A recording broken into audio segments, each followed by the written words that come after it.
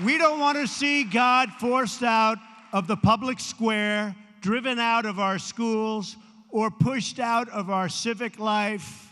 We want to see prayers before football games if they want to give prayers. Evangelicals have been a driving force in past elections. In 2016, Trump won the presidential race with over half of evangelicals voting for him. With Trump being this year's Republican candidate, how has the GOP secured such a large group of voters? Evangelicals were not always a major political force. For most of America's history, evangelicals chose to stay out of politics, citing it to be dirty and beneath them. In the 1976 election, Jimmy Carter would make being an evangelical a central part of his campaign, and would win with mass support from the evangelical community.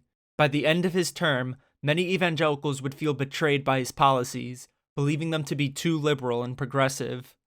In the following election, Ronald Reagan would see these rising frustrations and began engaging with evangelicals. And so I know that you can't endorse me, but I only brought that up because I want you to know that I endorse you and what you are doing. Reagan's policies would include things many evangelicals wanted out of a candidate, such as attempting to appoint pro-life judges to the Supreme Court, an amendment to introduce prayer into public schools, and making the first Thursday of May National Prayer Day.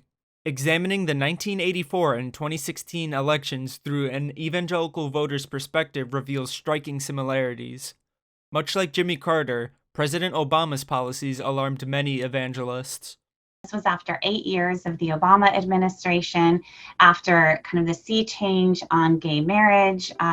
Many felt that their religious liberty was under threat. Evangelicals were looking for a candidate that supported their views. Recognizing their potential value, Trump began directly appealing to them. I think the appeal for Trump is not so much his bluster and all of the talk that he does. It's actually his policies, I think, that people like.